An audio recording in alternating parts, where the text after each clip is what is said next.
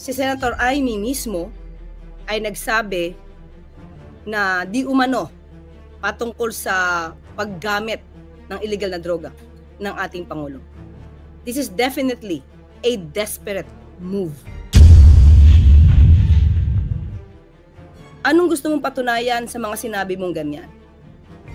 Matagal ng issue to at napatunayan na to na hindi totoo ang bintang na yan. Ginawa nyo yan para siraan lang ang Pangulong Marcos Jr. Nagpagawa pa kayo ng AI-generated na video.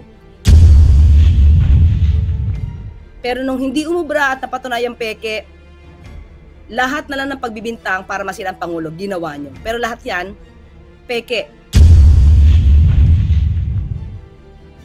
Kung totoong makapilipino ka at totoong makabayan ka, Senator Amy, tumulong ka sa pag-iimbestiga.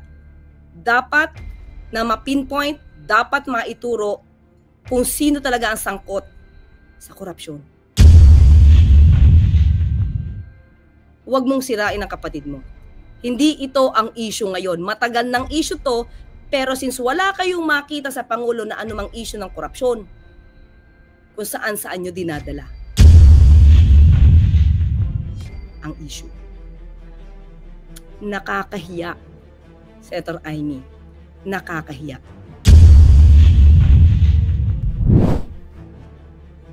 Gusto ko lang take upin to, mga ka-clear, itong bagong balita na si Senator Amy mismo ay nagsabi na di umano patungkol sa paggamit ng illegal na droga ng ating Pangulo. This is definitely a desperate move. Ang pinag-uusapan sa peaceful rally ay patungkol sa di umanong korupsyon. Ano ang dahilan ni Senator Amy para ang sarili niyang kapatid ay siraan niya? Alam naman natin na nagkaroon na ng drug test nung pangbago mangampanya ang ating Pangulo. Gusto ko pong ipakita sa inyo para po maalala niyo muli.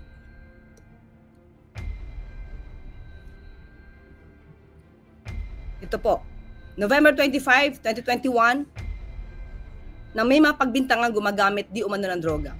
Mismo, at that time hindi pa po Pangulo, si Pangulong Marcos Jr.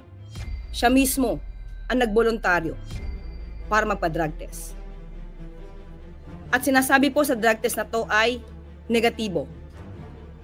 St. Luke's Medical Center on Thursday dispelled doubts on the authenticity of its drug test results after it received a backlash when the presidential aspirant and son of former dictator Ferdinand Marcos Jr. took a cocaine test in the hospital branch in Taguig City. So pinakita po dito na negatibo. At mismo, pakita ko po muli sa inyo, ito.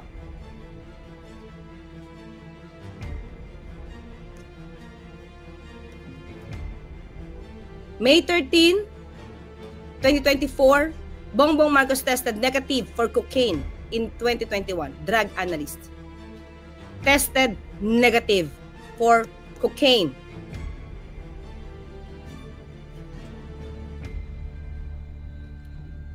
President Ferdinand Marcos Jr. did test negative for cocaine in 2021. A drug analyst from St. Luke's Medical Center confirmed Monday. Kailan po ito ilabas? May 13, 2024. So ano ang dahilan ng desperadong galawan ni Senator Amy Marcos laban sa sarili niyang kapatid at pati kay First Lady, kundi makapanira lamang? Walang basihan. Dahil kung itong test na to na siyang kinumpirma ng St. Luke's na negative ang Pangulo pagdating sa drug test, bakit hindi siya tumutol noon? Alam natin kung anong motibo niya. Dahil ba maaari ng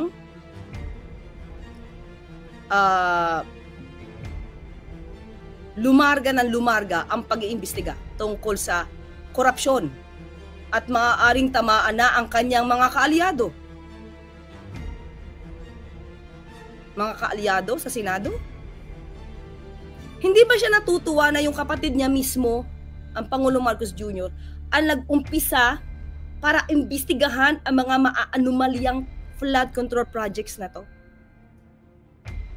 Ang Pangulo ang gustong maglinis ng kalat noong nakaraan. Bakit siya masyadong concerned ngayon about di umanong paggamit ng drug test? Samantala, ang dating Pangulong Duterte umamin nagmamarihuana at nag-fentanyl. Hindi niya kinall out. Pati yung pagnanakaw ni dating Pangulong Duterte, wala siyang pagtutol. Ngayon, ang Pangulo mismo gustong luminis ang bansang ito. Bakit nagiging hadlang si Senator Amy Marcos? Anong gusto mong patunayan sa mga sinabi mong ganyan? Matagal ng issue to at napatunayan na to na hindi totoo ang bintang na yan. Ginawa nyo yan para siraan lang ang Pangulong Marcos Jr. Nagpagawa pa kayo ng AI-generated na video. Pero nung hindi umubra at napatunayang peke, lahat na lang ng pagbibintang para masira ang Pangulo, ginawa nyo. Pero lahat yan, peke. Lahat yan, fake news. So, Senator Amy, sana naman, maging makabayan ka. Tumulong ka po sa pagpapaimbestigang ginagawa ng sarili niyong kapatid.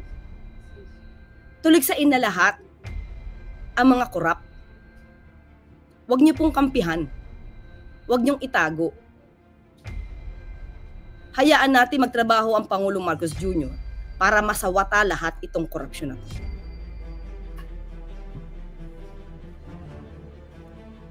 Napanood niyo na po ba yung sinabi niya? Ito po, papakita ko po sa inyo. I-share ko po at isa-isahin natin kung gaano siya kadesperada.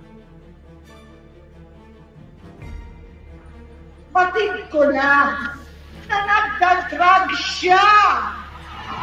Diba? Batid mo? Samantalang nandiyan ang test ng St. Luke, sinabing hindi. So muli mga ka-clear, alam nyo yan. So alam natin to. Nakita natin. Medical certificate. Hospital na nagpatunay na lahat ng binibintang na yan ay walang katotohanan. Muli, alam na natin kung saan gumagawi ang isang Senator Amy Marcos. Umpisa pa lang mga ka-clear. Umpisa pa lang nung January 2024. Yung first maisog rally, kasama niya ang Vice Presidente. Kung paano pastusin ng dating Pangulong Duterte ang Pangulo natin. Tumawa pa siya. Hindi siya tumutol. Wala siyang naramdaman na hinanakit para sa kapatid niya. Na yung integridad at pagkatao ay niyuyurakan harap-harapan.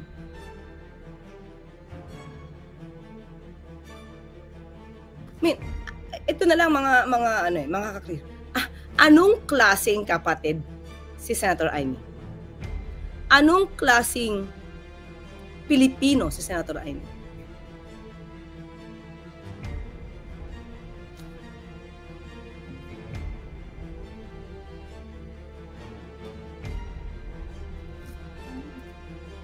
Kung totoong makapilipino ka at totoong makabayan ka, Senator Amy, tumulong ka sa pag-iimbestiga. Dapat na ma-pinpoint, dapat maituro kung sino talaga ang sangkot sa korupsyon. Huwag mong sirain ang kapatid mo. Hindi ito ang issue ngayon. Matagal ng issue to, pero since wala kayong makita sa Pangulo na anumang issue ng korupsyon, kung saan-saan nyo dinadala ang issue. Nakakahiya, Senator Amy. Nakakahiya.